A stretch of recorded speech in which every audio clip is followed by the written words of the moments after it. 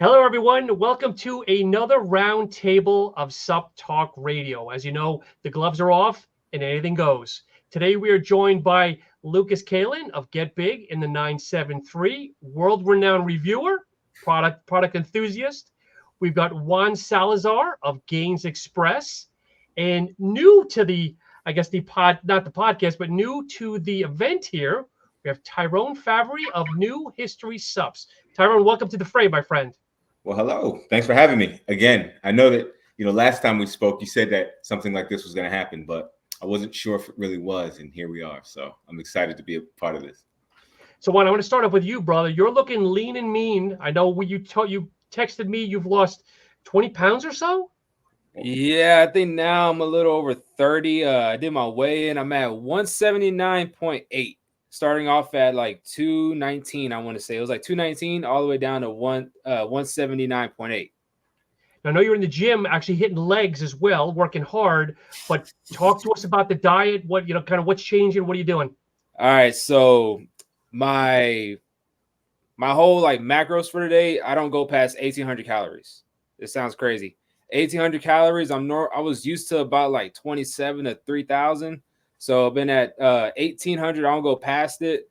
And I've tried, as my weight drops, I've been lowering my protein intake as well too, because now it's easy for me to get full. So I've tried to go around like 180 grams of protein. I don't really keep track of the carbs as much because I do need the carbs. Yep. Because man, my energy is just all the way down. But I got about 4 more pounds left and I'll be done. Why that though? What is special weight? What's special about a weight versus how you look? Because 175 was my weight in high school. Okay. Whenever I graduated, that was like the leanest I ever was. So I want to see if I can do it again. And again, like I said, the only supplements I've been taking has just been my pre and my protein. That's it. I feel like what better way to stand by my product than to do a whole weight cut based on my product alone. Obviously, the diet plays a part, obviously, but as far as like additional supplements, I wanted to use mine only. Refresh my memory, brother. Was it you or the girlfriend kind of lay a little bit, hey, looking a little thick there, or what made you decide to change? I saw a picture of myself. I think it was like maybe three years ago, like 3.5 years ago, and I was like, oh my god, I look terrible.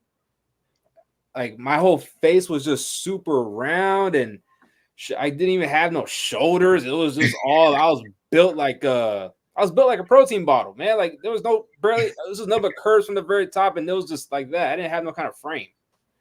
So I was like, nah, I got to get back into it, man. I have to. Tyrone, I know we shared on the podcast with your company. Do you want to share because you have a little bit of a similar kind of story from back in the day? Well, there's certainly stories. I don't know. The wedding story. Well, okay. So the wedding story, is something that sort of ignited my path towards fitness again. But all right. So just a quick rundown of the wedding story. So it was like 3 or 4 of my buddies. We decided to compete. So it was 4 of us. We competed to see sort of how much weight we can lose, how good we can look.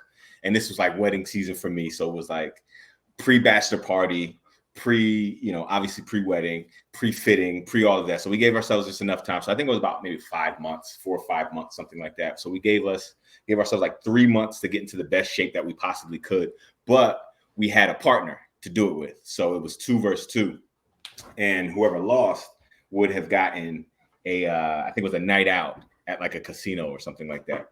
So naturally we're like, all right, bro, like there's no way that we're losing this, because if I lose this before my bachelor party, where I have an opportunity to go crazy and order like 1942 and Grey Goose and go nuts and not have to pay for it, then I'm a sucker. So I went hard. I went real hard. So it was me and my partner, and he was actually the person that got me into like weightlifting altogether, and showed me the world of supplements. And some would say he ignited this whole journey. And lo and behold, we ended up winning. We ended up winning the whole deal. So we went down the path. It was 3 months. It was just hard work, grinding. I threw up a few times outside of LA Fitness. Like it was a rough road. Let me tell you, talking about doing sumo squats to failure. Like it was just rough altogether. But we got through it. And I think I started at like same thing actually. Juan, I saw a picture of myself and I was like, yo, who is this guy? I don't know him. Yeah. He doesn't, who's he? And I asked my wife, I was like, do you know this guy? Because it's not me. And she's like, bro, relax. I'm like, dude. Nah, that shit'll humble you. It'll humble you. It was so humbling. And it happened twice because it happened at my sister's wedding as well. And I'm just like looking at it like, man, I got to do something with my life because I can't be walking around looking like Shrek. Like this just isn't it. This just isn't it for me. So I was like, I think like I got visions of Hercules, but here I am looking, like a different Disney character. So it was just something that I needed to do. And then, but then I don't know, something just, I think it was the birth of my son, honestly, that really like helped ignite that fire. It's something about like that right there, like that legacy piece where it's like, all right, I want my kids to look up to me. I want them to see me, in my best for as long as I possibly can. Something about that I think is what really like got me going.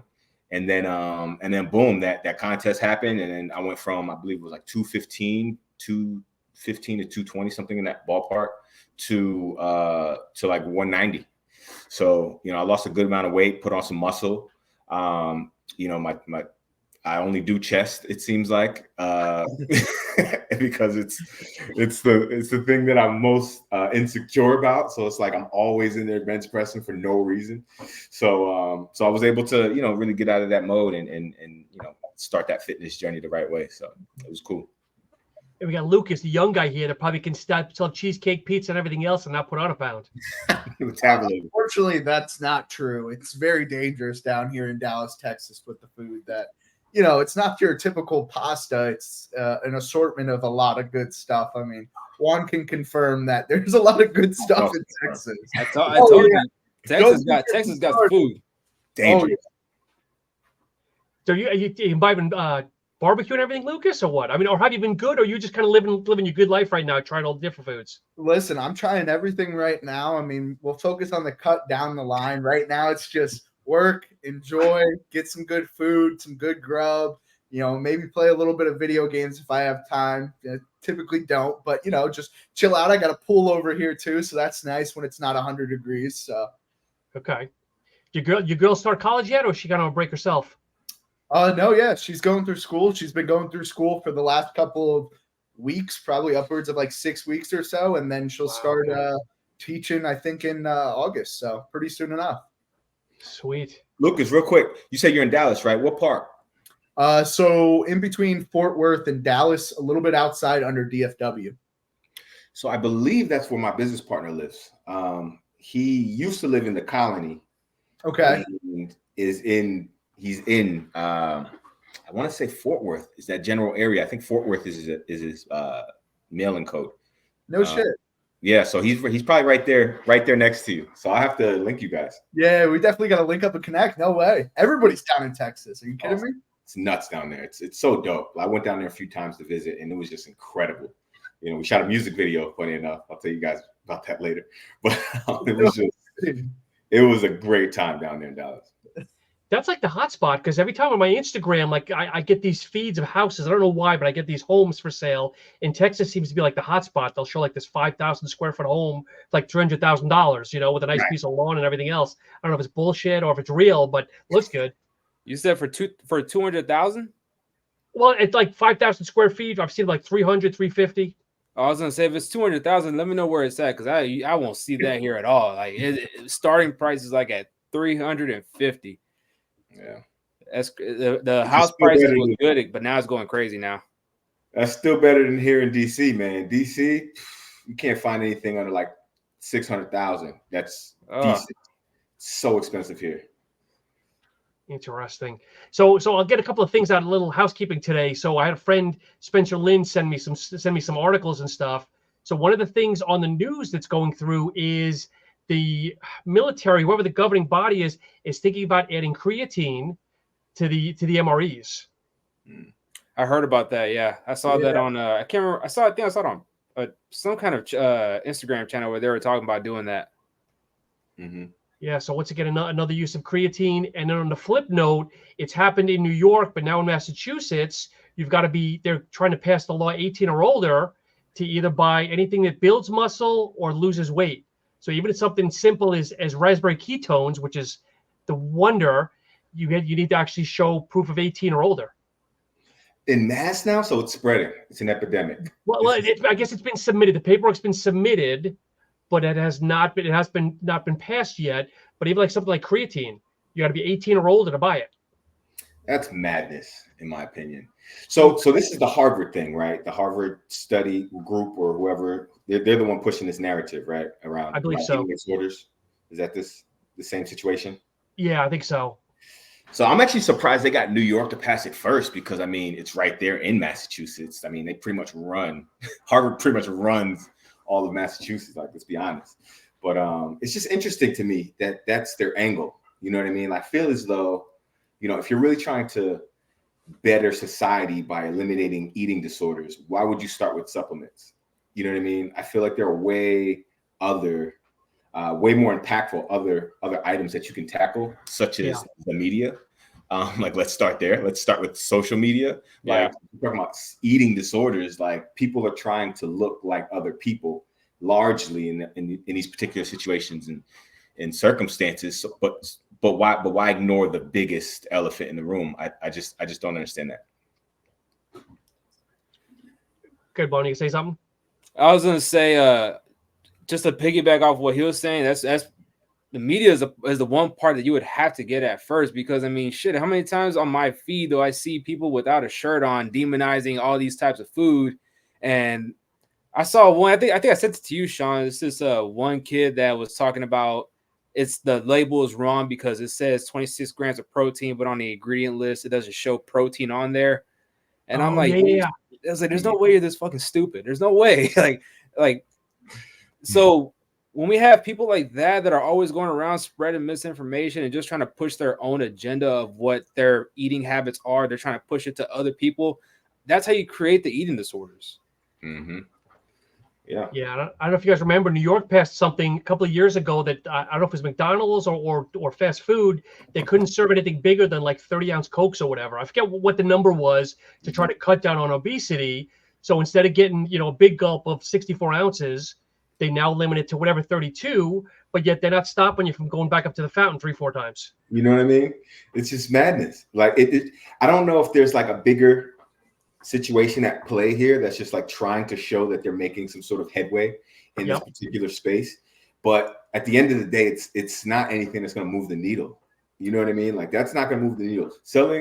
Banning supplements under 18 years old is not going to move the needle in the world of eating disorders. It's just not, you know what I mean? Because that's not the core of it. We're not hitting the root of the problem. The root of the problem is way deeper than I think these people realize. It's not even really physical. It's here. It's mental. It's a lot of it has to do with what's going on inside of the mind and perception and the way the reality is perceived. So like, that's what needs to be targeted versus going after an industry that's trying to help people live healthier. You know what I mean? Like, it just doesn't make any sense. So I feel like there's an agenda there that's not being spoken, I think, that we may never really see. And I wouldn't be surprised if this podcast shut off right now because of it. You know what I mean? Like, those types of situations. Technical malfunctions all of a sudden. I think what's happening too is that the supplement industry is like in such a big boom right now. And I think like the government is trying to regulate as much as they possibly can while the boom is happening. Because, you know, everywhere you go, there's a new brand, or everywhere you go, the big brands are creating more and more and more lines. So the supplement industry is just generating a lot of money. And I think it wasn't as regulated as much as other industries. But now that, you know, the money is starting to show up a lot, I think what's happening is that the government's trying to find ways to create some form of regulation so they can get their hands on it. That's just my opinion. Yeah, I think so. I think that has absolutely something to do with it. You know, when you look at what Amazon's doing also, and how they're banning, you know, which I agree with, by the way. I 100% agree with what they're doing. It sucks for, you know, us the small guys, but like, at the end of the day, you know, if we want to create products that have integrity and we want to stand by them and make sure that everything that we're putting out is legit, meeting label claims, so on and so forth, then like, we should be getting our products tested, and they should be tested by reputable facilities and so on and so forth. So I'm not mad at Amazon for doing that. I just think the way they handled it was a little shoddy, if I'm being honest. But ultimately, like, yes, to your point, like, I do think that the industry is getting, you know, inflated to a point where people are starting to notice up top. and they're trying to do something about it. It kind of reminds me of like the real estate time. Whenever everybody was doing real estate, then all of a sudden you started seeing like, news articles about, the government trying to create a different set of capital gains brackets for real estate and stuff like that. I think that's just what's happening. It's just the industry is getting really big. So you're trying to create some form of regulation. Right. Lucas, I'm curious to hear your take on this because you see 1,000 supplements a day, right? No. So my take is I agree with everything that's being put out by you guys, right? Like I think the supplement industry is growing tremendously now, right? You have new brands that pop up every single day. And I think to a certain extent, we're starting to cut into a lot of other people's profits, a lot of other people's industries. And like Juan said, I mean, you're seeing like hydration drinks pop up like everywhere. Like you can go to a supermarket, walk in, and there's actually a decent shelf of it, right? And so I think, unfortunately, it comes down to agendas of, big corporations and the government trying to, like you said, regulate those supplements, kind of control, get their hands on certain things. I think that in some regard, the regulation is much needed because there was a lot of stuff, back in the day. I mean, obviously I'm not that old, but back in the day with other like kind of edgy supplements that should have been regulated. And now I think the regulation is kind of going, it's trying to be made, but it's not, it's going more towards an extreme route rather than how it should be. But I have my own conspiracy theories and all sorts of stuff. Oh, we lost them, but I almost feel like it's a day late and a dollar short. Where I think a lot of the supplements now are less gray as they were years ago. We had the ephedrins, the DMAAs, and everything else. I think that's what it should have went into play. Where I think for the majority, I think more companies are being more on the up and up. No, I agree with that. I think it's a lot cleaner of a supplement facts panel, a lot more, I guess, controlled in the sense of what's being put in there. So I agree with that. So Juan, you've been teasing for a while now. When's the new pre coming? I'm not going to let too much out of the bag. I know you've shared stuff off record here, but I know you've let little teasers here. Give us an update, brother. So I paid for the labels. The labels are done. I had Mr. Lucas up here proofread my label as well too. I had about 4 sets of eyes proofread my label just to make sure that I didn't have a typo issue like my previous one. So labels are taken care of. They're already paid for. They're already delivered. The new manufacturer already confirmed that they got the labels. They said the labels look great. And the deposit has been made to start the production as well too. Juan, are you comfortable in sharing, like, not obviously who the previous manufacturer was, but some of the issues, like watch outs for people that want to open up a brand? You comfortable opening that or no? Oh man, let me get my Birdman hand rub ready, man. I'm gonna shit on this company. I'm gonna shit on this manufacturer real quick. All right, man. First off, shout out to Greg. Was it Greg Helton, man, from Fresh Supps? Shout out to him, and shout out to Lucas because I didn't get in contact with them unless it wasn't for Lucas's review of their kiwi strawberry. So long story short, so Lucas did a review on them. I commented, they reached out, and I think they said something about, hey, send us a DM because I mentioned something about the Yeti Berry, which is an exclusive flavor from Fresh Supps. And no, me and Fresh Supps were DMing each other. They sent me a jar, and I told them, I was like, look, I appreciate it. Can I send you something in return? So come to find out, the owner, Greg, he bought a jar for me, a protein jar for me, which I really appreciated. Wow. And we had like we had some exchange, and he was telling me about his manufacturer that I guess it's like a new manufacturer. It's called All Face Nutra, and they're over there in South Carolina. And he pretty much put me in contact with them. And within 1 week, I spoke to John, Zach. Shout out to them as well too. Shout out to All Face Nutra. Shout out to Greg and Fresh Supps. In 1 week, I got a quote. I got the sample pack. And we were able to get on a phone call immediately, and the production I want to say towards the end of August is when I'm hoping it'll be done. Towards the end of August, like the very end of August, maybe the first week of September. Where you take inventory. Take inventory. I have it in hand. Yeah, because they were starting production really fast, and they were even willing to work with me on my MOQ. And no, it's been really great. It's been really great. So big thanks to Greg at Fresh Subs. Big thanks to All Face Nutra, to Zach and John. But as far as the horror stories, Jesus Christ, man, I don't even think they just stopped reaching out to me. So fuck them. I try to keep it local in Houston. It was a manufacturer in Houston, and I had a really bad shakeup. Some of these reps, they don't really care, even though they're called brand developers. I don't think they really care. They're probably just looking, in my opinion, they'll look at it like, oh, if you're only buying 300 or 500 units, you're just like a little blimp on the radar. If I got a company that's purchasing 1,000 or more units, I'm gonna worry about them more because I could probably get a better rate off of them. You'll be the afterthought. Sure. And no, like I said, it's just like communication is really the big thing. I'm a very patient person to work with. All I ask for in return is communication. Just communicate with me. If there's a delay, I'm completely understanding of it. I'm not going to give you a hard time. Just let me know ahead of time. And with my previous manufacturer, they weren't even communicating with me. I had to go and reach out to them, and then when I reached out to them, it was more of like, oh shit, I forgot about this guy. And it's like, how do you forget? Like, I don't get it. How do you forget? I gave you the sample money. How'd you forget? And I never got my sample from them. Never. For the new one. I never got the volume 2 because I was going to start volume 2 with the Houston manufacturer and it never went through. I never got it.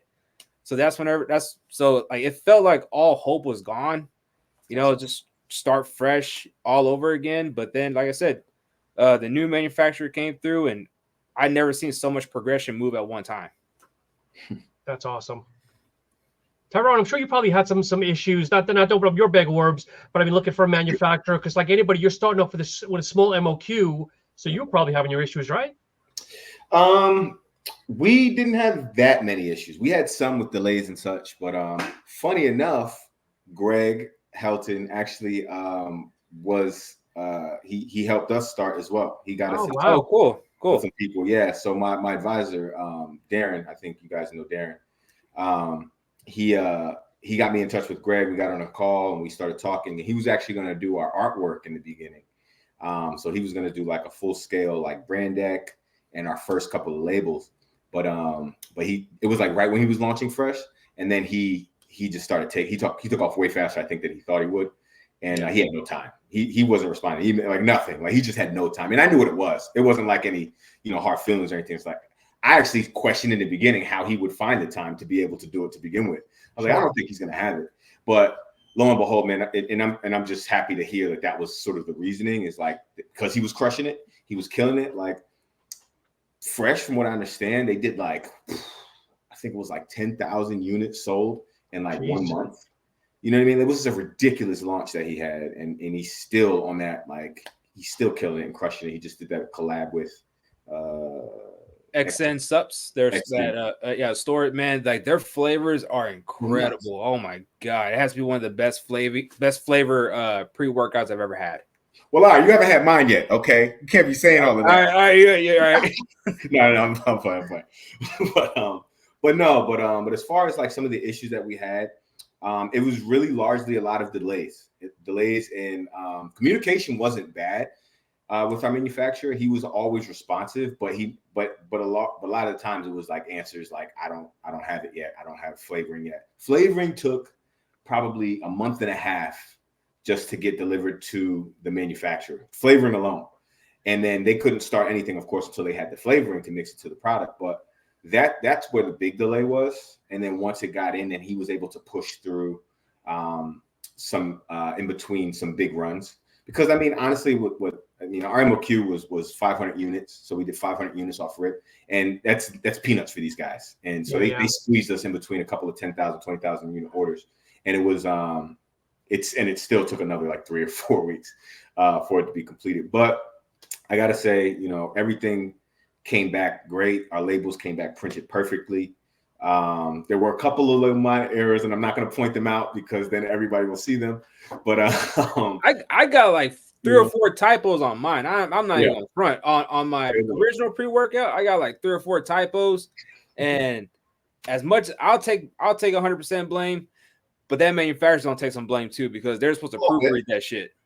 They're supposed to. And I mean, he went through it a few times, and he told me some things that needed to be adjusted, in which of course we adjusted. But it's like, all right, between my designer and like, it's like, okay, it's on me at the end of the day, which I get. Yeah. Right? Like y'all know we new to the game. Like, come on, y'all know we new to this. Now, the new manufacturer, I sent them the design at first, and I was like, "Can you proofread it for me real quick?" It was before Lucas reviewed it. He screenshotted it, and he sent me some red circles, and in my head, I'm like, "Bro, you calling me a dumbass? I ain't gonna lie. Fuck. I'm a little dyslexic. I ain't gonna lie. I'm a little dyslexic. Just bear with me. I'll get it fixed." But seriously though, so it was like those little things, but that was really it. It was just like the timing for everything. So we kept getting pushed back. So our original plan was to release the product in February 1st, I think. No, sorry, for my birthday, February 15th. We were gonna drop the product, and it wasn't because it was my birthday. It was because we wanted to drop it just in time for Black History Month and really dive in deep on that particular angle. And it would have been absolutely perfect if we would have hit that, because we had PR lined up. We had it all mapped, like almost to a T. And then we're getting pushed back about delays. And we're just like, ugh. So the product wasn't actually done until April 1st, I think. Okay. So it was like a month and a half delay. So we were just a little frustrated about that. But we certainly get it. I mean, we're new players to the game, and these are some of the growing pains. So it's, we know now to bake in that extra time in the event some of these things do occur. So, it's just, one of those things. Lucas, let me ask you a question, brother. Tyrone and I brought this up. I don't know if it was on the podcast or off the podcast. So you're dealing with a lot of different companies. Are there any other Black-owned companies that you're aware of? No, and I don't know why. Really I don't think. I mean, there's a few. There was an energy drink brand that I worked with way back. I believe it was called Defy. It was just not a good product. But I really don't think that there is, nor is there really anybody that kind of focuses on that type of marketing. So I'm not gonna lie, I watched your guys' podcast and I was like listening to everything, and I like the message. I like the branding. So I think that's sick. Whoever did that, good job to them. I thought that was cool. Nutrimedia. Okay, yeah. Yes. All right. I remember you guys talking about it. They did a great job on it. And I think you guys do a good job of putting out that message of being Black owned and having that brand identity. And I think we could use, a little bit more diversity when it comes to the supplement industry. And I like the idea of knowing who's behind the brand. And I emphasize this so much, is I don't buy from a brand because of the name or the flavor or the design. I buy for the formula first most, and then second, or I don't know if that's first most, but formula, and then of course who owns the brand and who are the people behind it and what their message is. And that's why I love small brands in particular, because you know who runs it, you know why they made the brand, they have the passion behind it. They're not just looking for money. So with that being said, I do think that there needs to be more of an emphasis on who's behind the brand. And like you said, I could one brand, and then obviously New History comes to mind, and then that's it. Yeah, because there's Octane. I'm very good friends with the folks of Octane. They're an energy drink, so I'm thinking more in the supplement line. Octane. I'll have to look that up. I'm not familiar off the top of my head. Yeah, they're a smaller company, do a lot of good things. They've got an energy drink that's like 90 milligrams of caffeine, so it's almost like similar to a Coke and whatnot, but very flavorful. So I'm gonna give them a friendly plug. I'm gonna have to look that one up. That's a pretty good sweet spot for caffeine. Yes. Lucas, and again, There are a few. Go ahead, brother. No, I was gonna say there are a few. I will point that out, because I don't want to discount some of the ones that I've actually done some research on. Yeah, there's a few, not a ton, but there are a few. So there's one, Goat Fuel. So Goat Fuel is Jerry Rice's daughter, I believe, is doing that. No, okay, so I thought he was just lending his name. I didn't think he was behind it, but that's good to know then. Yeah, I believe it's his daughter's brand. So he obviously supports and does his thing. And then there's Ambrosia Collective. So those guys, Mike But I thought Ambrosia was Loveliner. I thought Ambrosia was Loveliner, though. You might be right. He may just be the face, but I believe that's the case. I don't know though. Yeah, see, I'm not 100% sure either, because I was once told that he owned 50 or 49% of it, and then I was also told that he was sort of just the face or the brand ambassador behind it. That's maybe has some equity, but I'm not 100% sure. But truth be told, those are the two big ones that I know about in sports nutrition. There are some that are outside of sports nutrition that are decent. But those are probably the only two that I know of inside of sports nutrition. I think, if I'd have to do some research. I have to be laughable here, and I hate to say this. Deion Sanders and Redcon. I respect Deion Sanders, but I don't respect Redcon. So take that for what it's worth. Facts. Well, I mean, Deion, I think, is at a point in his life or career rather, well, call it what you want, where he's just taking a bag. End of the day. I mean, for somebody to gain ownership in Redcon, and then on the flip side, promote KFC on a regular basis with his family in the commercial, that tells you one thing. Like, my man is just trying to eat. Like, he just wants money. And I don't know what the money's for, because I mean, he's been a successful celebrity his whole life. So it's like, I don't see where financially he'd be struggling, but who knows? I mean, it is what it is. You know, at the end of the day, he's made the decisions to do that. He's looked past some very obvious issues with it and decided to, move forward. So it's like, all right, well, more power to him, I guess. Did the same thing with going to Colorado. I mean, he left an HBCU, which he was really being, a driving factor in their success, and then just left for a bag. So it's like, the guy likes money. I don't know. I gotta see what that bag looks like. Seriously. Facts. You know how some people are, though. It's like, oh, my bank account's below 40 million. I need to kind of top it off again. Right, I need a little icing, little sprinkles. Oh my God. So Lucas, I always try to follow as much as I can on your content, but I know you're all over, and it seems like you're doing 5, 6, 7 pieces a day. Are you rebranding or not? Because I thought one of your recent videos said you were, but I don't know if it was a teaser and I missed a follow-up. No, so I know it's a lot to track. I mean, I get lost sometimes. I'm like, did I post that review already? And then I'll look up. Oh, I did. The rebrand's coming. The logo's getting redesigned. The whole website's getting revamped. I'm transferring platforms and domains and all sorts of stuff like that. And then obviously the legal stuff behind it I'm taking care of. So it's taking long time. And obviously I still want to keep cooking with what I got going. So like I go full speed with that. And then I'm trying to go like as fast as I can on the other end. But I'm waiting on stuff from like other people that are helping me out to rebrand. So I'm hoping like by the end of the summer, the latest, I'll have everything put together, website, branding, logo, and then hopefully some new merchandise by the end of the year, because I want some cool t-shirts, some polos, some hoodies, all sorts of stuff. So you're gonna basically throw a stick of dynamite in this whole thing, it sounds like, and just like blow it up. Well, so I'll say is that I always want the 973 to be a part of the brand, because like that's like how I got started. So it is going to be like a part of it.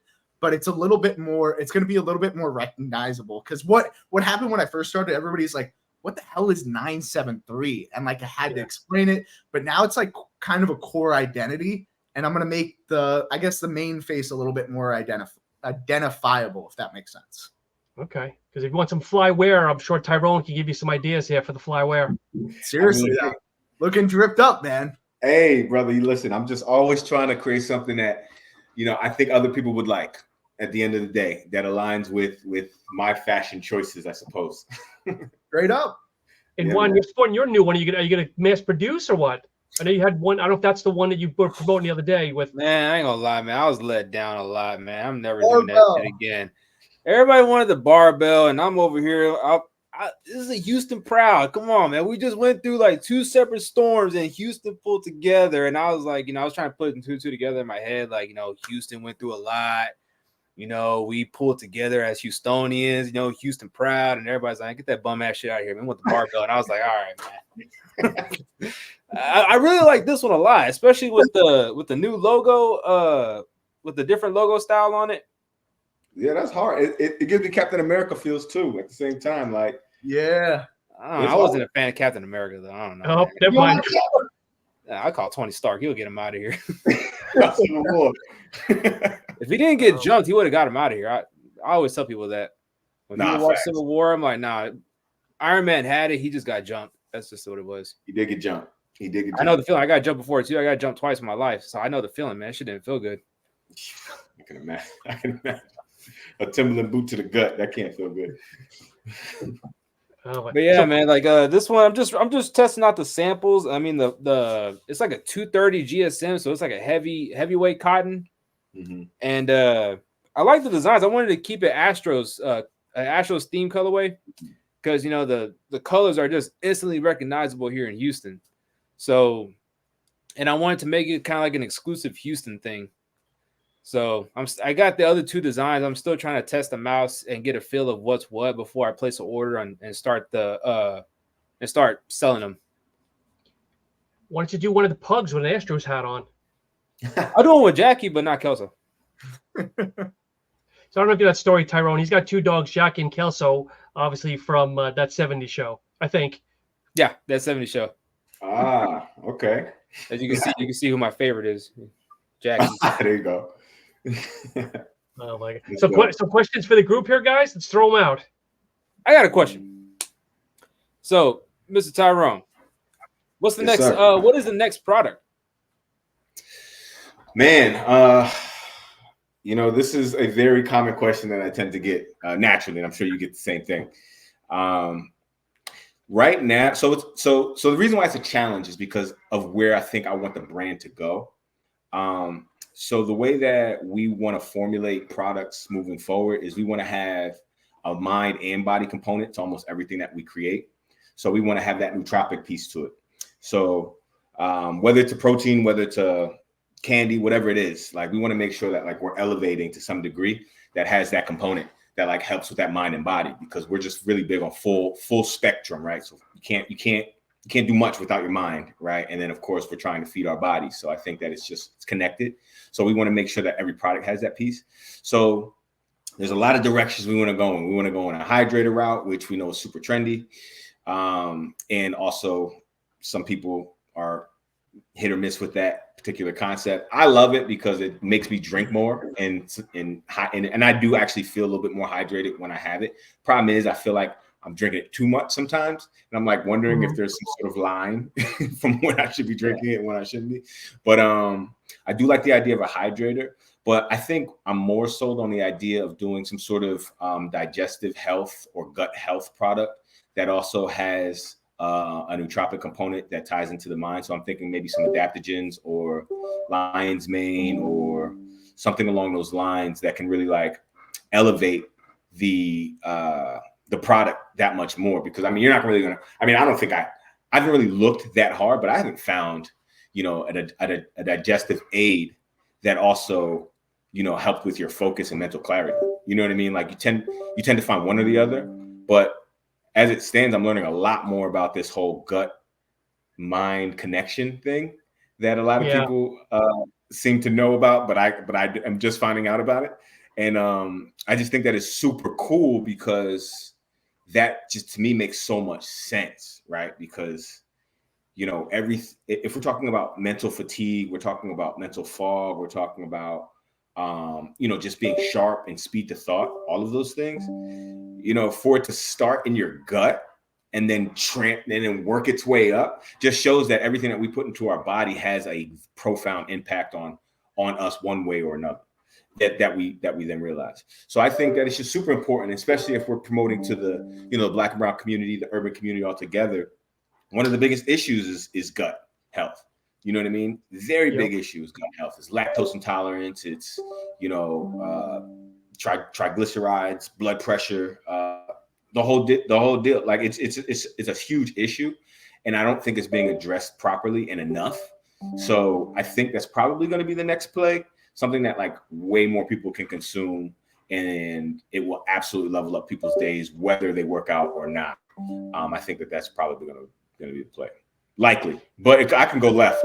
You'd be like, bro, on the podcast you said gut health. Yeah. What are you doing? You dropping creatine now? Like what just happened? Whose computer is going a little crazy, guys?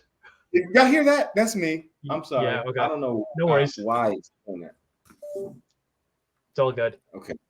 I also have a follow-up question for you, Mr. Tyrone. Mm-hmm. So this is something that I believe I don't know if it was your page or the Submit page reposted. It was a part of a video, and this is something that kind of stuck to me a lot since I saw it, because I think a lot about like people like Dame Dash growing up, which was I'm gonna paraphrase it. It was along the lines of like, we'll go and stand in line for Jordans and stuff like that for the big brands, But when it comes to the small brands that are trying to prove something, they try and prove something and do something for the community and stuff like that, it's always, oh, well, I don't got it this time. I don't have the money this time.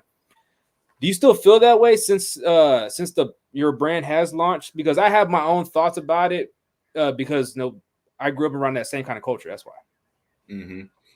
Yeah, I think that there's still a little bit of that that's happening. I do think that for what it is that we're doing, at least right now, the path that we're on, I do think that people are starting to catch on. So I think it's a lot of it is top funnel stuff, right? So it's brand awareness. And I think when it comes to friends and family and people inside of our network, they know us, right? They know they've seen us. They've seen us grow, and they know that we've done other things. They know that we've been other places. So I think a lot of it has to do with longevity and like just them seeing if this is something that like we're going to stick with. Is this something that's going to be big, or is it something that's going to be small? And I think that a lot of friends and family tend to like toe that line a little bit. They want to support, and they should support in most cases. Let's keep it a buck. Like they really should be supporting, because like if you're my friend and you're my family, like what are you doing? Not supporting.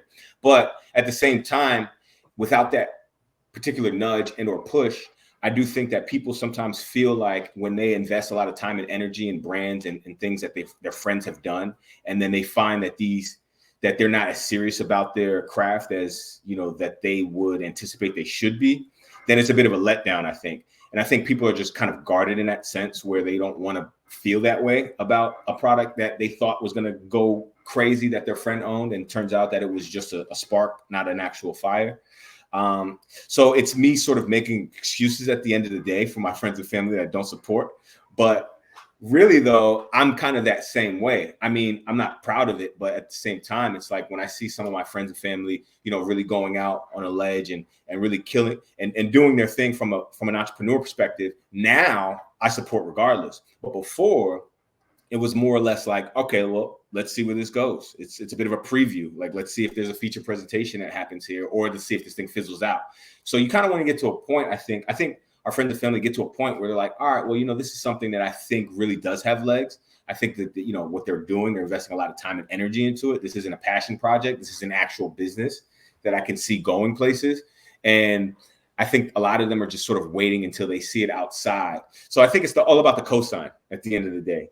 You know what I mean? So like, yes, I can, like we share each other's stuff all the time, or, you see something on my page or whatever, but like, it's not until you see like Michael B. Jordan or Kevin Hart share it that you're like, yo, I need to go and buy this, because now you have that cosign that, that you can't just get, that they've worked hard for that cosign. So I think, I mean, I don't worry about it anymore. I used to get a little mad about it. Like, yo, you're my boy, but you still haven't bought my pre-workout. What's going on? But at the end of the day, it's like they don't take pre-workout. Like, yeah, they don't wear streetwear clothes. Like, it's just not their style. So it's like, for me to force it down people's throat just because they're in my network, I think for me now, I kind of see it, and I don't even really want them to. If they don't see it themselves, I don't want them to.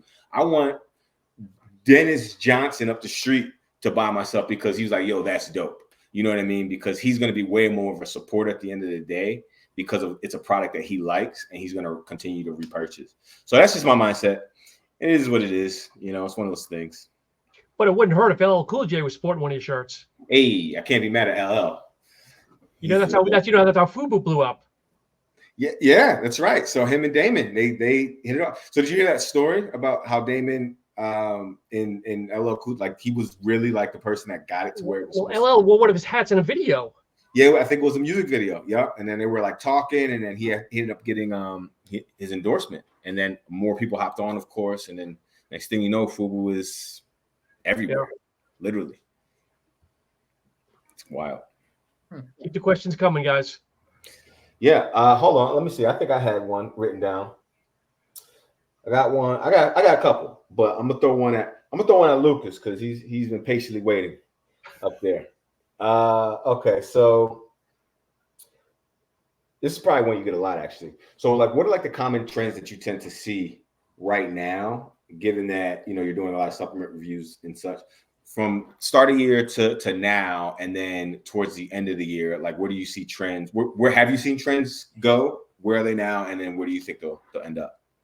Oh yeah, no, that's a good question. I get that quite a bit. And so I guess what I see right now, at the start of the year, we were starting to see a huge emphasis on clear whey proteins. Mm-hmm. And so that's kind of started to dissipate a little bit. Although I do think it is still pretty strong. Apollo Nutrition just dropped their clear whey protein, which I thought was a big baller move. And I know that there's some other companies working on that. So I think maybe we'll see that pop up towards the end of the year. Right now, hydration is king, and it's absolutely murdering everything else. I am loving it. I am here for every second of it. Like you said, sometimes I think I drink too much hydration, but I freaking love it. I really like Infinite Nutrition's hydration. That thing is packed. Delicious. So definitely check that out. I'm trying to think what other trends. I mean, I've been seeing a lot of fat burners and thermogenics coming out with summer. Of course, you know, it's shredding season, as Juan knows. I mean, he's been cooking it up over there. Can't say I have been, but I do see that the collaborations is one thing that I like to talk about. And Sean likes to talk about a lot on his podcast. And I think it's a good point because there's a lot of collaborations out there. But I'm going to be honest. I'm getting sick of them. And like this might become a little crazy, right? I used to get hyped up at every single one. I'm just tired of them at this point. I think everybody is just reaching and grabbing for stuff now. And it's just like, dude, I don't really care about it, right? Like there was a couple brands, and I'm not going to call any out because I don't know how I truly feel about all of them yet, especially if I haven't had products, because I don't like to talk about products I haven't personally had. Because you can look at a label and you could try it out. It can be like totally different. Like the synergistic abilities between ingredients, the flavoring, all of that. Right. So with that being said, I've seen a couple brands that done collaborations recently where I'm just like, I don't care, right? one that I saw that was super freaking cool, though, is the Panda Supplements and V1 Nutra collaboration. And I like that one only because of the customizable features of the 3 different levels of pre-workout. I thought that was a badass, cool idea that I've kind of seen here and there, but I think they kind of hit it home with that. But when it comes to brand-to-brand collaborations, I think we're going to start seeing those like just kind of continue on, but I don't think they'll be as hype as they were in the past. So that's one thing I think going into the end of the year, you're going to see them still, but I feel like they're just not going to perform as well as they used to. So speaking of collabs, so are you talking about brand on brand collabs? Those are they're played out. I would say both. I mean, brand to brand, sometimes it's cool if it makes sense. Like if it's 2 brands working together and let's say they're badass pre-workout brands, 2 of them come together, make a pre-workout, I'm here for it. But if it's like, let's talk about, Optimum Nutrition collabing with, like Pollen or something. Yeah, a pollen. It's like nobody's gonna like why are you doing it? Like it just doesn't make sense. And then what you said, like let's talk about food aspects or big name popular brands like I don't want to call out any brands, shit. But like that kind of stuff, unless it's different and new, I just feel like you're just beating somebody over the head with it. Like there's only so many cookies and cream flavors we can have. Yeah, but Oreo and cream, that's different. It's branded. No. So I think it kind of goes both. Like some of them are exciting, but I think it's really niche too. So I think that like plays a huge role in it. And I asked that because this is something I think we talked about, Sean, briefly. And I know, Juan, you guys just talked about it because I listened to that episode. And I've been thinking about the whole collaboration space. And I do think that that we will eventually do it. But ours is going to look a lot different. I don't want to collaborate with another supplement brand. I just don't think that that's a play. I just feel like a collaboration with another supplement brand, it's like, all right, well, you could have just thought of that formula on your own and just dropped it under a different limited flavor. You know what I mean? I feel like they're just trying to tap in. I don't mean to cut you off. That's the part that I don't get. Collab from one pre-workout company to another. Why can't I just come up with the formula? Right. What stops me from coming up with that same formula and saying that's mine? I don't get it. Right. I don't understand. Maybe I'm dumb. I don't know. No, I agree with that 100%. But I think it's I guess the only aspect you get out of it is the marketing and the brand collaboration and the designs you get. Like you said, the formula, both brands can come up with the formula. Right. That's the point. Right. And to that end leads me into where I think collabs, should go. at least this is what we're gonna try to end up doing. Should we be able to do it? So obviously we're looking to penetrate in the urban audience and the urban community. So to that end, I think that it just makes sense for us to collaborate with brands that are also doing that. So what's to say that New History doesn't, collaborate with New Balance, right? Or New History doesn't do a collab with like Louis Vuitton, you know what I mean, and create a luxury pre-workout or a luxury protein that like more people can consume, but the label is designed by Louis, or the label is designed by Fila, or whoever it is that's like in the space and that's really like penetrating. I think that there are so many different opportunities outside of the gym when it comes to supplements and sports nutrition altogether that a lot of brands haven't really truly tapped into yet. You know what I mean? I mean, basketball is like one of the main ones to me that I'm just like, why isn't anyone in this space? Football, why isn't anyone like really doubling down in this space? It just doesn't make sense to me.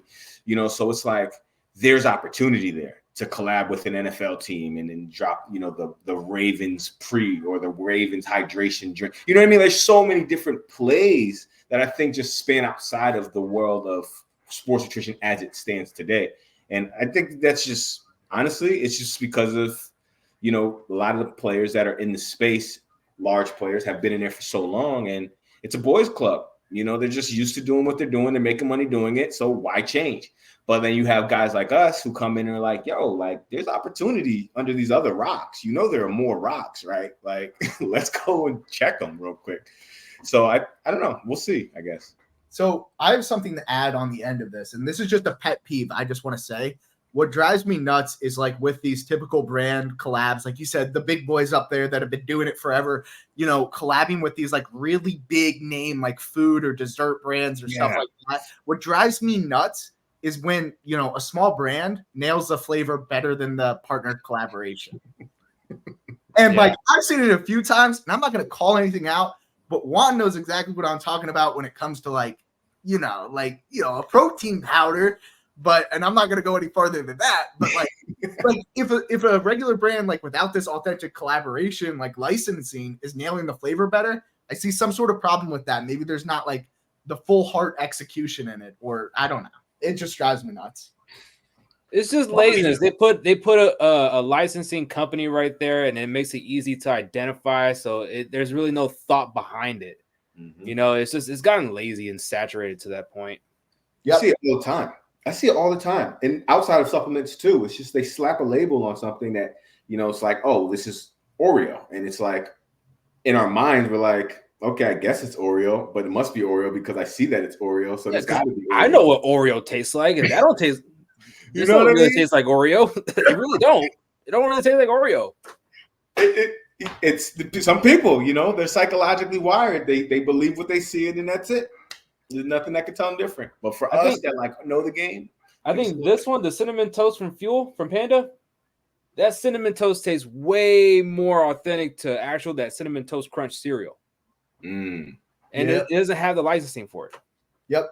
Because it's fake. Sometimes the fake stuff tastes better than real stuff. And that's the way we grew up. Right. You know what I mean? Toasted squares. Yeah. Off the big bag too. The big 5-pound bag. Yeah. No box. Yeah. Lucas, so to put you on the spot, are there any companies that you've seen food collabs that you think have done it right? And I'm going to give you one that I don't like. I'll be the one to bury a company.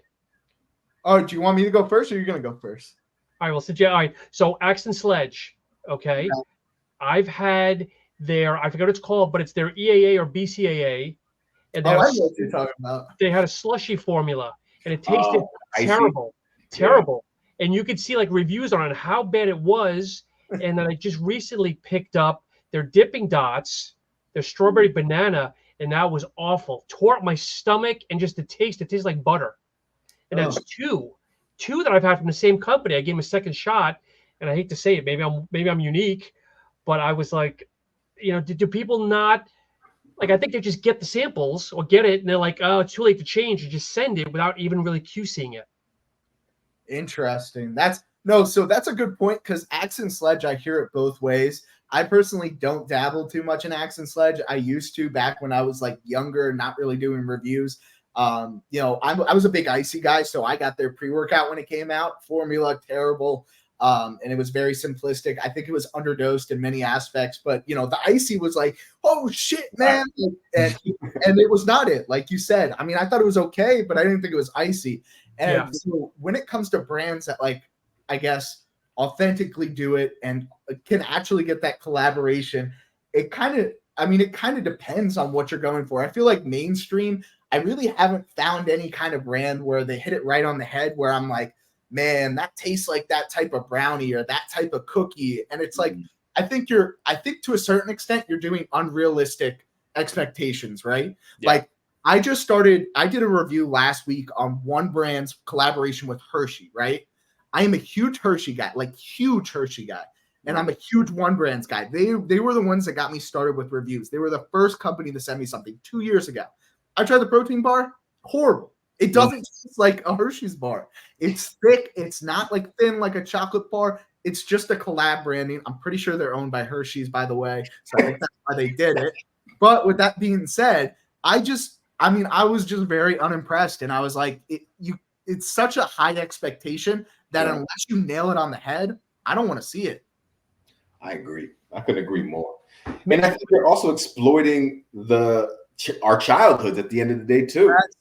And that part I don't like. I feel like I'm being used when I see Jet Puff, when I see, you know, all of these different things, and I'm like, man, oatmeal cream pie. Like, I used to love these things, and like now I'm trying it, and it's like, wait, bait and switch? You're like, what? Like, no, like that's just if you're gonna do it. Like, you got to do it. You know what I mean? And that's how I see it. You know what I mean? If you're not gonna take the time and energy to like do the sampling, sample 20, 30 different batches, don't do it, because you're just gonna disappoint some people.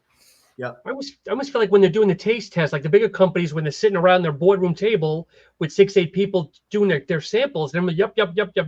I'd fire all of them. Be like, we sold this, we're not making any money. You're all fired because you're all IB. Yes, you yes people.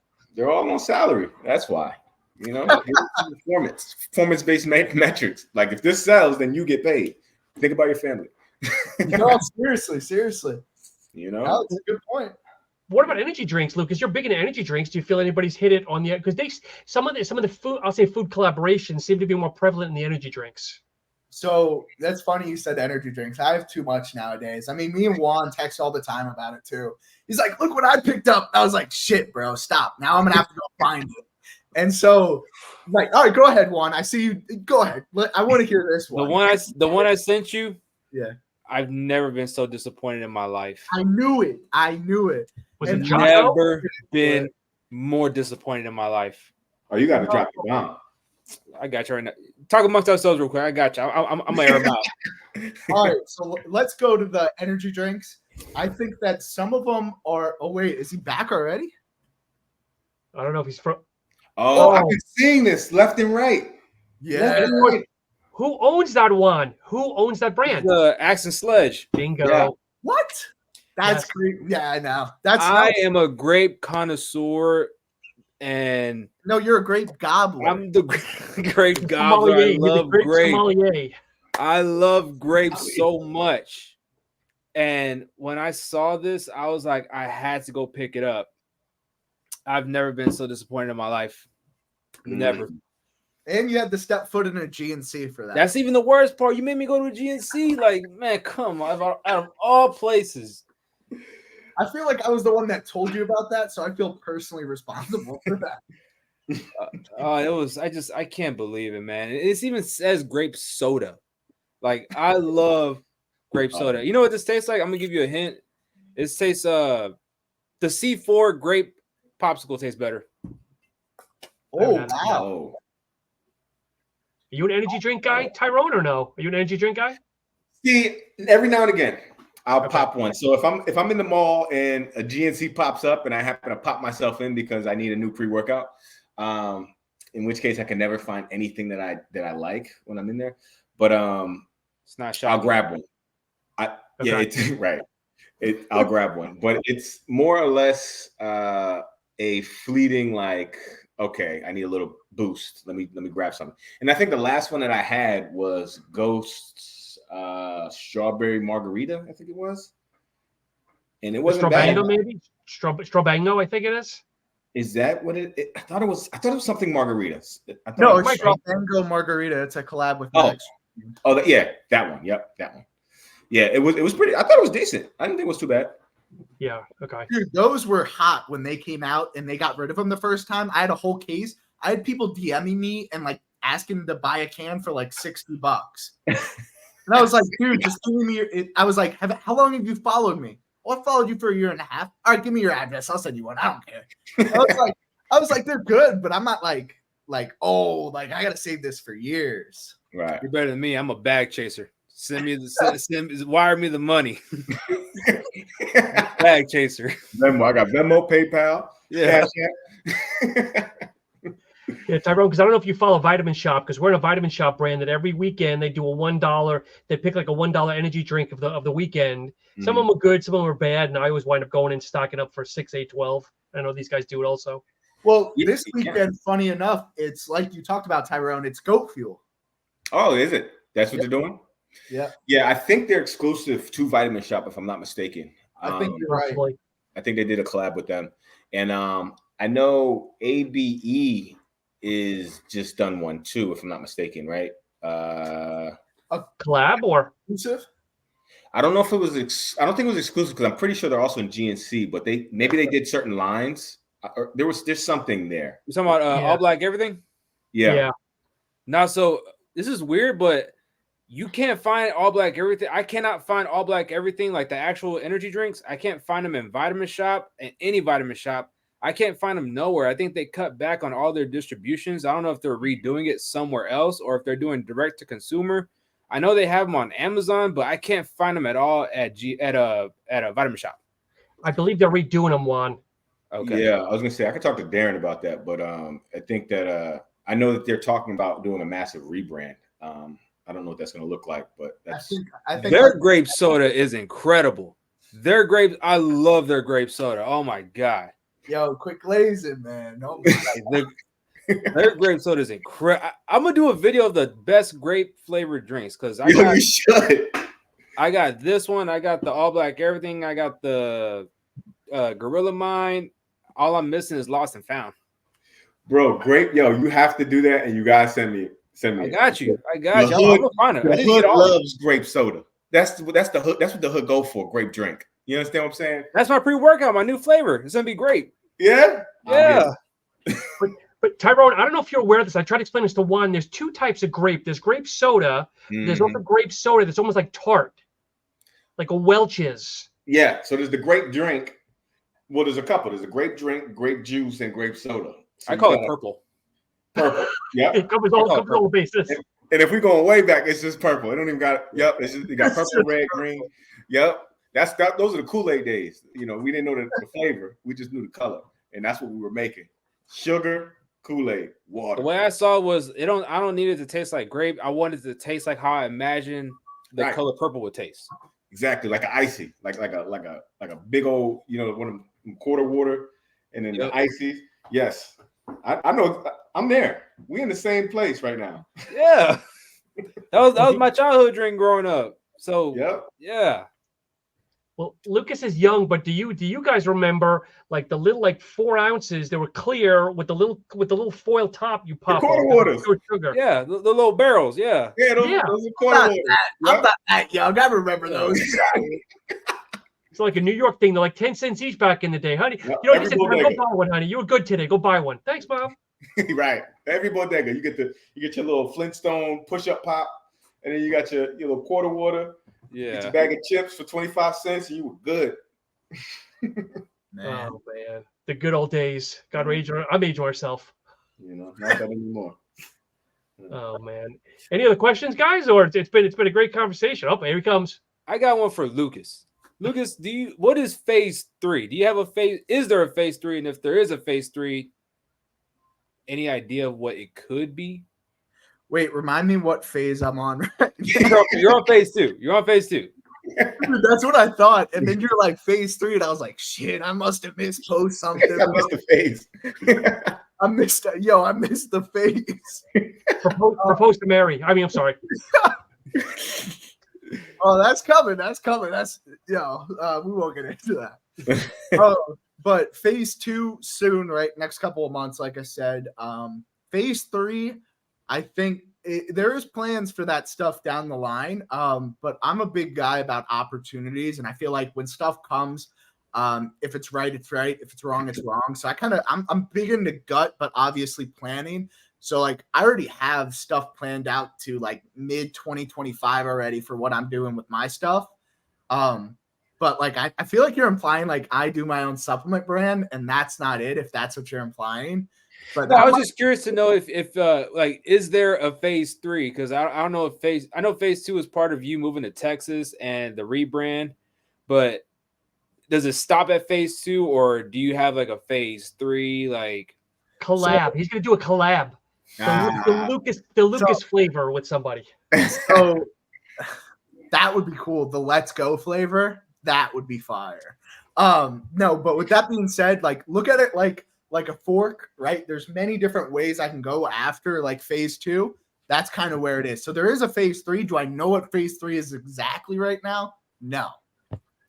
Okay. But there is stuff coming. I have different ways of going, but I got to make the decisions that's best for me, because I don't want to be a guy like you'll see like reviewers and stuff like pop up all the time, or people that post and then they're there for 6 months and then they're gone. Like I've been here for like a year and a half already. I'm gonna be here for 20 plus years. Yeah. So, we're gonna put on our VR headsets, and there's Lucas right up on the camera type shit. You could be like Ari from Garage Gym Homie, just signing something big with Dark Labs. He's killing it, and he is like fucking shredded, man. Like he is insane. He walks the walk. Oh yeah. I have a question for Sean too. I don't know how my finger goes. There you go. All right, so this sounds like a setup question, but it's an honest question.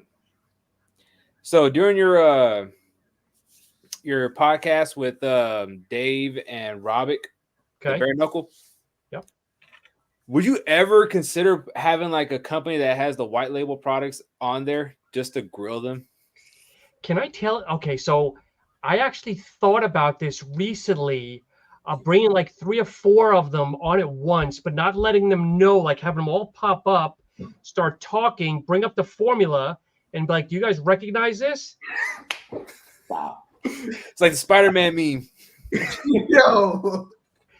The other thing too is I've thought about doing an Instagram post and tagging like all 122 brands to be like, are you guys comfortable with sharing this? This is funny, and I'm gonna tell you guys why. That's how we started. White label? Yes. I'm glad we're involved, dude. Otherwise, we wouldn't be friends. We had to stop. So we were using. So remember, I called out that brand. I was like, "Yo, I know this formula," and you were like, "It's terrible. It's white label. It's Rocktomic."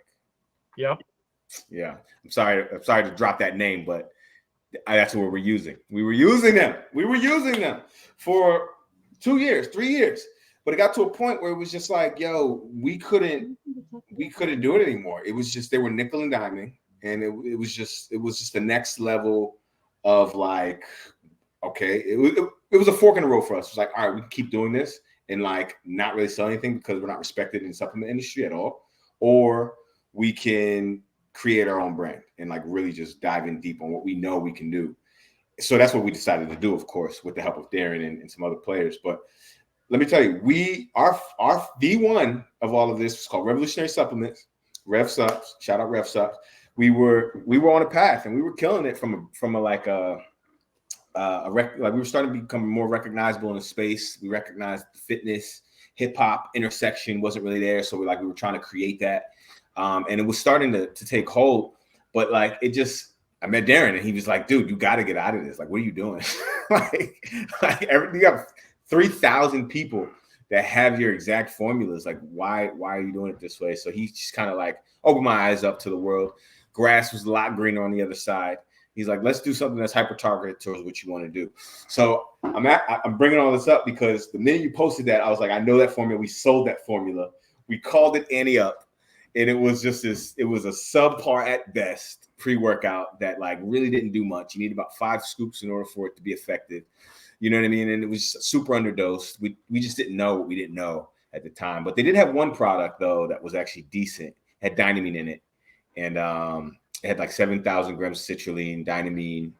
Yes, but it also had like 1,000 beta alanine, 1,000 Yeah. creatine. I know the formula too. Yeah, yep, that's exactly what it was. So it was like kind of dosed okay, but like at the end of the day, it just wasn't. So like we got a lot of flack for that. So like no one respected us, and we saw that immediately. So we're like, yeah, we got to get out of this. We got to do something that people are gonna respect.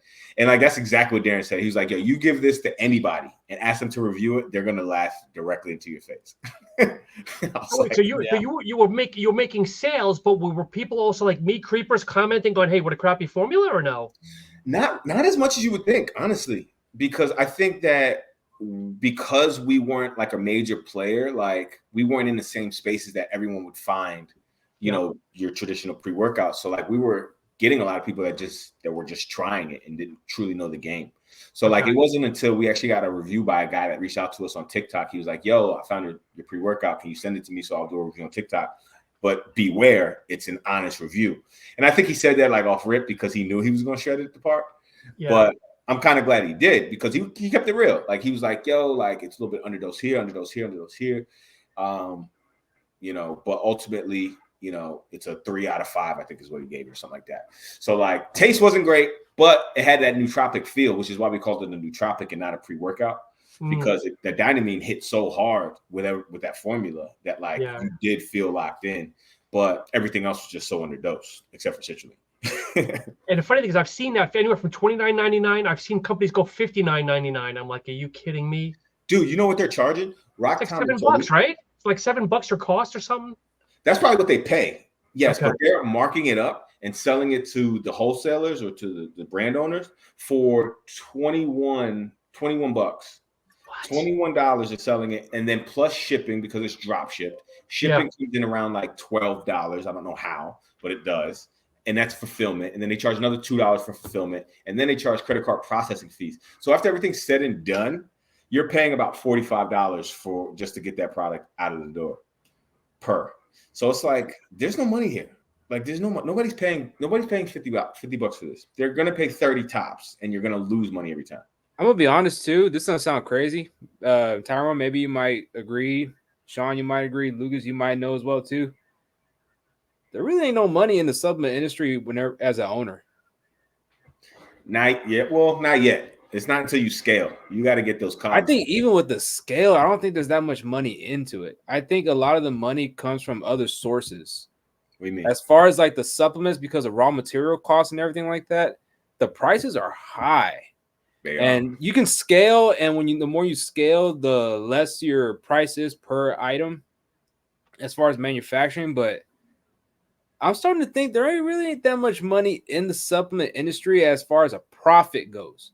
Now, as far as like, you know, revenue, as far as how much sales are made is one thing, but how much you're actually getting out of it, I don't think it's a lot. What's volume? Yeah. You get what I'm saying? Like I don't think there's a lot of money attached to it. I agree. And I agree because of what's needed in order to maintain. Because yes, that's key.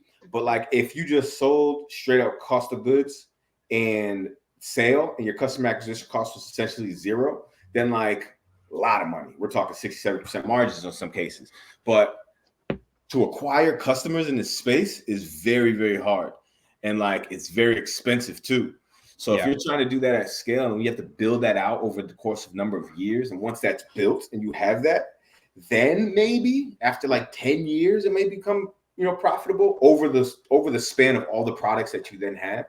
But like, you're right. I mean, if you really factor in your net margins, I mean, honestly, I don't think they're really going to surpass 10, 15%, you know, after at best. At best. Right. Yeah. And if you're just starting out like we are, like, well, I don't know how long you've been doing this, but for me, I mean, I'm only a couple months into this formula. Like, I mean, I think I'm in the negative right now when it comes to net margins because we're spending all of our money trying to get it out. That's where all the money's going, you know. So it has to be that until we get to a point where we can lower our customer acquisition costs. I will say this. I hinted it to Lucas not too long ago, but I will say this, man. I'm gonna put a post out very soon, and this is gonna be kind of like a we have our own exclusive club as far as small brands. We don't need the co-sign of the big brands of the boys club that's already established. Like them right here, they got their own boys club. They got their own boys club. Like these brands are big enough to where they have their own boys club. They can mingle with each other and stuff. I'm gonna issue a challenge to small companies like us to show like, hey, look, we're not intimidated by y'all. Y'all don't want to come help. Y'all don't want to come mess with it. Y'all want to come fuck with us. That's cool. We got each other. Now, I like that. A community. Build a yeah, community. exactly. Like a small business community. I hinted it to Lucas not too long ago. And I think this is something that I would like to start seeing a lot of because people benefit from both sides. Right. And I think if it does go, I think we'll see not a big shift, but it'll be a small enough shift that it's going to capture some kind of attention. It will. So what does that look like though? You know what I mean? Like what? Yeah. Like what is okay. So I'll just say it like this. Let's just say whether I use your product or not, right? I'm going to buy from you and support from you. Once I buy from you, you buy from me. We both promote each other's product because you're a small business. I'm a small business. I'm going to promote your product. You promote my product and we're going to both benefit from each other. But don't send me nothing for free. I'm paying for it because I want to support you because I know exactly the kind of stuff that we go through as far as a small business compared to what a Ghost or a Panda or a Rise, Right. Like I will want to reach out to all these small brands that are trying. You can tell they're trying their best and they're not, they're having a hard time. You know what? Let me buy from you, you buy from me, and I'm gonna promote it whether I use it or not. I'm gonna just buy it just off the strength that you're trying. You get what I'm saying? I like that. Like, but you got to make sure that you're kind of vetting the product a little bit, Juan, because you don't want to make it sound like you're doing it to promote. Not Tyrone, because Tyrone does have a great product. Another company that maybe has a subpar product just to get them out there. Yeah, no, I get that. I wouldn't just buy from anybody. I would obviously want to like double check the brand. If I know that this brand is actually trying to be authentic, they're doing the best they can. Because there's one thing to put out a shitty product, and there's one thing when you inadvertently put out somewhat of a bad product because you're just you don't know. You're trying to figure everything out as you go. You get what I'm saying? Like, full disclosure, volume 2 is a better product than my volume 1. I'm learning as I'm going, and I'm going to make more improvements as I go more and more and more.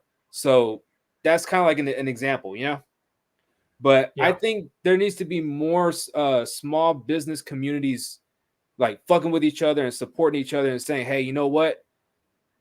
You're not my competition. I want us to flourish because this is our competition right now. They're gonna take us out. They're gonna keep putting that ceiling over us, and nothing against them. They're killing the game. Nothing against them, but as long as they exist and as long as the boys club exists with brands like this, we're never gonna be able to flourish in any kind of way. So you know what?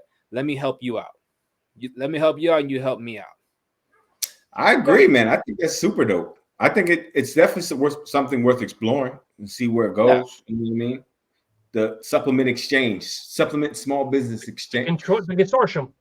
Yeah, like that's just how I see it. Like I could be wrong, but I mean, I think that if enough small businesses do this, it causes a little bit of a shift to where it garners enough tension because you will pull from my audience, I'll pull from your audience, and company B, we get from their audience. It starts turning into all these communities start kind of forming together, and it's like, hey, look, you know what?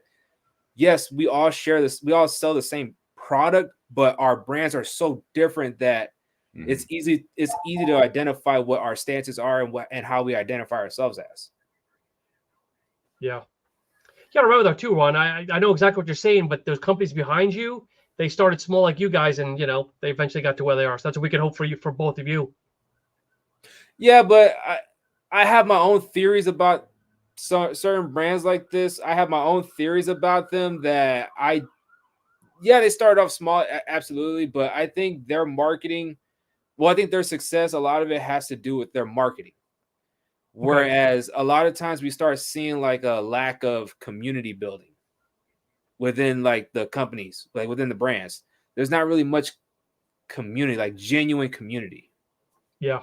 Okay. Fair enough. Yeah, I agree with that. I think that there needs to be that. I think that is necessary, especially when we're talking about, smaller brands looking to see if they can, make this thing work to begin with, right? I think it's, our responsibility at some point will be OGs in the small business space.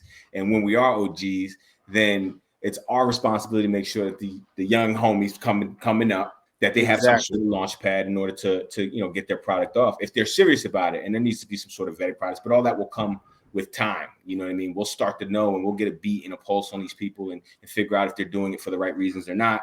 And then if they're worthy enough, so to speak, to be, promoted in our community. And I do think, absolutely, I'm big on community, huge on community, because I think networking is a cornerstone of success altogether, and support. I mean, man, half of those people on that wall wouldn't be where they are if they didn't have the network and the community behind them that they did and that they do have currently. So it's like they just have it within their own ecosystem now. Yes. The haves and the have-nots, and which I think is exactly what you're saying. Because no shot at all. The communities are the exact same. Mm-hmm. Their ecosystem, like you said, maybe that's the better word I should have used. Their ecosystem is the exact same. Mm-hmm. Like if I go to each of their pages, it looks damn near the exact same as far as like how they market and stuff. Very true. So whereas opposed to if I go to your page, it's going to be completely different from when you come to my page. Two completely different things, but we all share a common goal. And I think a lot of times, it's more of a pit against each other, when in reality, it's like we're two different communities, we're two different ecosystems. We don't have to be like that, right? Right. Different people are going to like it. Different people are going to be more attracted to yours over mine, and vice versa. So it's like there's a play there. I think it's a really good idea, actually. That there's something there. We should absolutely tap in and see if we can make that a reality. I'm gonna trademark it though. So you got a trademark. Yeah, supplement ecosystem. Let me do the logo. Sean, bookmark this. Sean, bookmark it. Bookmark it. Oh my God. We got Nutrimedia. They'll do all the branding. Yeah. Man, I reached out to Nutrimedia for my label. They never got back with me, man. I'm disappointed. Oh, the only reason why I got it was because Darren helped me cut the line. That's the only reason. Disappointed. Yeah. TK's busy blowing up like crazy, and now Joey Savage is somehow or another involved. Mm-hmm. Joey's like helping him out a big time too from Glaxon, I believe. Yep. They got their podcast that they're doing. Yeah. So guys, it's been a great conversation. Anything as we wind down here? I think we've kind of been all over tonight, and I appreciate everybody's time. Yeah, this is great. I'm down to do another one, V2. Yep. So Lucas, as always, we'll start off with you, my friend. Where can people learn about you? Plug all 86 social media accounts and everything else, please. Yeah, Get Big in the 973 across every social media platform you can think of. Website, GetBiginthe973.com. But that's it. That'll be changing soon, so stay tuned. And Mr. Tyrone, where can people learn about you and your brand and everything else? Yes, sir. So newhistorysupps.com is the website. I'm on TikTok, Instagram, and Facebook at New History Supps. And Juan, we saved the best for last, the beer of knowledge. All right, so GainzLifestyle.com. DM me for any kind of promo discounts. I do have a buy one, get one half off. If you buy the original pre-workout, when volume 2 comes out, you get a one-time 50% coupon code, just as my way of saying like, hey, this is a fucking turbulent ride and I'm ready to make things right, and I'm gonna make it right by y'all first since y'all supported. As far as Instagram goes, GainzExpress LLC at Instagram, and also for my personal one, Jay the Gains, just in case you want to see some memes every week. Meme game is blowing up like crazy, nothing usual, none wasn't surprised. But yeah, reviews, not like Lucas though. I mean, I can't keep up with Lucas, but yeah, reviews. And my road to 175, of course, on my personal page. And let me see what else. Check out my stories for my music, man. I got music taste. My music is incredible. One last question. When you hit that 175, what's the celebration? What are you doing? I was thinking really Whataburger. I did hear that Pizza Hut is starting to have their buffet again, their lunch buffet. I need to find out which one it is. Whoa. Shipley's for sure. Lucas, if you ever, whenever you come to Houston, we're going to Shipley's. Bet. You don't have to ask me twice. You've never had a donut until you go to Shipley's. Yeah. Okay. All right. Yeah. Houston. Yeah. Whenever y'all come to Houston, y'all let me know. I'm gonna take y'all around. I got the food for y'all. You know, Lucas, we're gonna get you to the Mexican food. I got you, man. We got the Mexican food going on around here. So last time I was in Houston, I was at the American Fitness Expo. Oh, yeah. Down there still? Now, see, look, you're in the wrong area, man. You gotta come. Right. That's not even. You gotta come around to Bissonnette, but only around during daytime. Oh. All right, don't go around Bissonnette at nighttime. All right. See, I'm where all the lot lizards are. So wait, how far are you two guys from each other? Texas, that is. The Texas boys. 4. Yeah, 4 hours. Oh, okay. All right. I keep forgetting how big Texas is. Massive. Yeah. But guys, again, it's been a pleasure. For all the listeners and followers, give us your thoughts. What did you like at tonight's panel? Is there anybody that we should add to the panel to add a little bit more diversity? But as always, thank you so much. Make sure you follow me at SuppTalk Radio. Have a great day.